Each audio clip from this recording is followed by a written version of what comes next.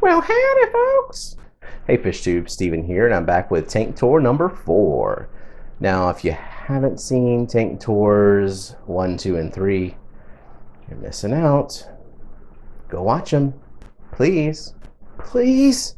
Anyway, this is a 20 tall, well, one of my 20 talls. Actually kind of looks small on camera. A lot of tanks look small on camera for some reason. Probably because, like my fat face is in front of it. No, what if I do this? Is that better? No, okay. A couple of years ago, this was actually my first attempt at an Aquascape. I kind of let it go. I mean, some of the Aquascape elements are still there, but now it's just a Livebearer mosh pit, just half the size as my other one. And it's focused on breeding yellow tiger endlers. So, without further ado, let's get right into it. Oh wait, intro. Gotta do the intro. Intro, tank. All right? Yeah, let's go.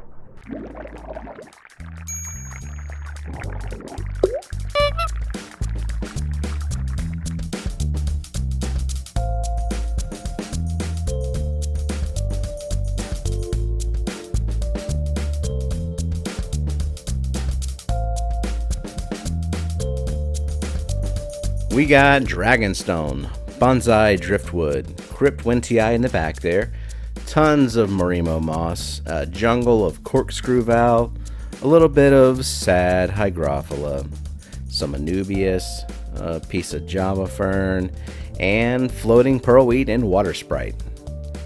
So this bonsai tree is nothing special, just Marimo pieces glued to the branches because traditional mosses just do not like my water. Otherwise, I might have done something like weeping moss or Christmas moss. I certainly tried. This substrate is just a natural gravel substrate, same stuff I use in the 40-gallon mosh pit. Filtration is an AquaClear 50 and an Aquarium Co-op sponge filter. Just in case I need seed media or in case of a power outage, I can run the air pump on a portable USB battery. The light is a Fluval Aquasky, basically a less intense version of the Fluval 3.0 plant light with more of a focus on ambiance rather than plants, though it does work just fine for plants. It is kind of a waste on this tank though because I run it pretty low light since the tank gets some sunlight already. The heater is an Eheim Jaeger. A lot of people seem to like this heater, and as I've said before though, I treat all heaters the same. Like they are pieces of literally hot garbage and can fail at any moment. So a heater controller for me is a must. It doesn't prevent failure, obviously, but it does prevent cooking your fish if the heater were to fail in the on position. I originally started this tank as a bristlenose pleco breeder, but with the amount of fry you get from just one pleco spawn, I ultimately needed a separate tank for those if I wanted to truly breed for profit. And that's another tank tour coming soon. Now I'm colony breeding cherry shrimp and yellow tiger endlers. And I know the idea of calling them endlers doesn't sit well with everyone, and I understand. The line between endler and guppy in terms of the species classification is pretty blurry. So there are the N-class endlers, which are pure endler strains. They have not been hybridized with any other strains of endlers or guppies, and they actually come with the documentation to prove that.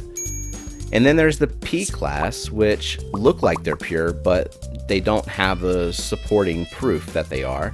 And then there's every other endler out there, which were hybridized with other endler and guppy strains at some point in their lineage. And most fish sold as endlers nowadays are hybridized, and these tiger endlers are no exception. Oh, and this is just a small example of the many strains out there. And just a little teaser, I've been playing around with hybridizing my endlers and guppies as well. If you want to follow along with that, you might as well subscribe right now. No matter what you might call them, yellow tiger endlers are very popular, and they look gorgeous, and they're breeding true for me. Now, occasionally I'll get one of those that express the wild type endler genes, and he goes straight to the mosh pit. That's just one of the issues with colony breeding. You'll get the odd fry like this, cull it because it's a male that looks different, and ignore the females. Even though they are half the genetic equation, But they all look the same for the most part, so for all I know, there's just one female in here throwing out all the culls. Like this one, pretty suspect with her blue tail. So I could isolate her and see what she's going to give birth to, or I could put her in the mosh pit. I mean, I only have room for so many tanks. I don't know how many exactly, but I'll find out one of these days. In my third tank tour about the Livebearer mosh pit, the 40-gallon, I talked about the whole ecosystem concept. Feed what your filtration can handle and let the Livebearer population self-regulate. The same thing is going on in here. Plenty of filtration, a variety of foods within reason, and I just let the fish and shrimp do what they do. I do sell these pretty often, but I'm not aiming for quantity, just stability. If you want some of these lovely Endlers, I am on eBay and GetGills. You'll find the links on my About page, or you can just email me directly. This isn't some big business venture for me or anything, just some funding for the fish room and whatever my next breeding project might be. Not to brag, but I have a pretty decent live arrival guarantee. I refund or I replace any DOAs, including shipping charges. That's how it works in basically every other market, and I think it should be entirely on me to do what I can to make refunds and replacements as rare as possible. Just my personal opinion from up here on that high horse, but also that's how Dan's Fish does it, and we all know he sets the standard for shipping fish. So despite the sales pitch at the end, did you like this video? If so, give it a like. Please hit that subscribe button if you haven't already, and all the other good YouTube algorithm stuff. Actually, as my audience grows, I'll probably start giving away fish, so you don't want to miss that. Anyway, thank you so much for watching. Seriously, all the love and support that has come from the Fish Fam, from me and my tiny little channel. It really does keep me motivated at 2 in the morning when I'm editing yet another one of these videos. So keep it up, and I will see you later.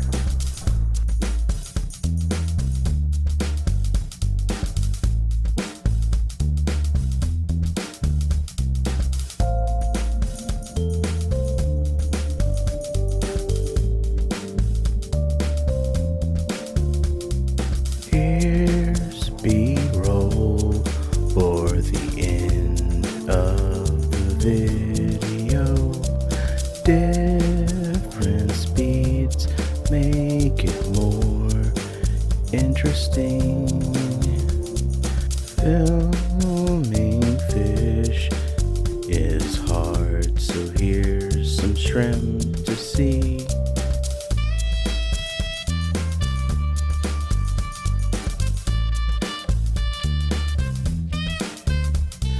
Fish in a box, the same group of fish but in different shots.